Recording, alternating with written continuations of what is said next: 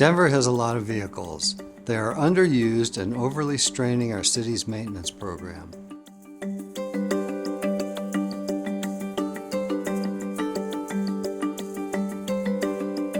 A lasting decline in availability due to maintenance and repair of city vehicles can have consequences for agencies and the services they provide to Denver residents and businesses.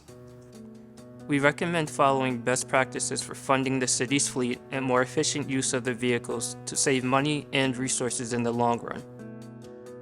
The city's vehicles are valuable assets and an essential component of delivering core services to Denver residents and business. We looked at how the city keeps all 2,500 vehicles and pieces of equipment on the road and found areas where more efficiency would help support city services and possibly save the city money.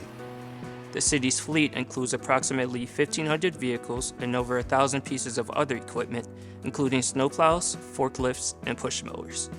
In 2015, the city changed its funding structure from using an internal service fund to the city's general fund. What that means is individual city agencies use the vehicles, but then the Department of Transportation and Infrastructure foots the bill for maintenance, fuel, and other costs like registration and insurance. This funding structure does not align with best practices. Inefficiencies in fleet management can delay and disrupt city services, making it critical for the city to achieve its fleet use, replacement, and availability objectives, which are all interrelated.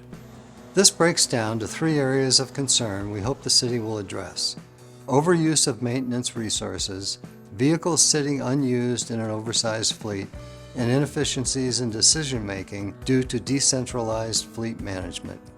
Underused city vehicles not only waste taxpayer resources, but the associated maintenance costs needed to keep these vehicles ready for immediate use is inefficient.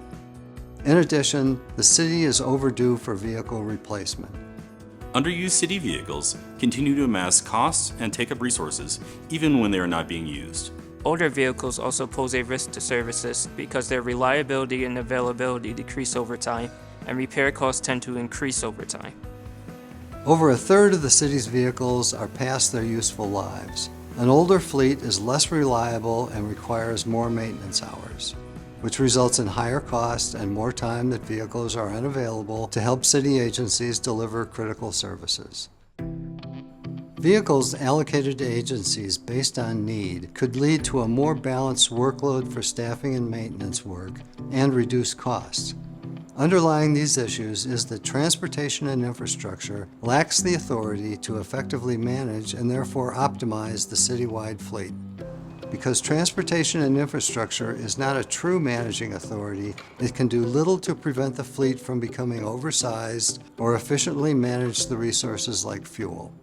We also recommend developing a plan for vehicle availability goals and addressing staffing needs. Fleet management is an inherently risky operation involving many users across every agency, valuable and vulnerable assets, as well as significant funding dedicated to the operation. We found significant flaws in transportation and infrastructure's fuel management, including abnormal transactions, access from former employees, code sharing, access to override codes, and the same person adding and authorizing fuel users. We also found weakness in the overall physical access to parts like brakes, tires, batteries, valves, and filters. That increased the risk of theft and misuse. The city has been facing budget reductions throughout the year. Given this tight budget climate, it's critical to find ways to optimize the fleet while more efficiently allocating limited resources. We made 13 recommendations to help the Department of Transportation and Infrastructure be more efficient in managing the city's vehicles. Through a more centralized approach, data-driven decision-making, and documented justification for fleet decisions, the city could use the vehicles it has while saving money in the long term. Well, that's it for this episode of Ask the Auditor. If you have a question, submit it to auditor@denvergov.org, and maybe your question will be the next question we answer on the next episode of Ask the Auditor.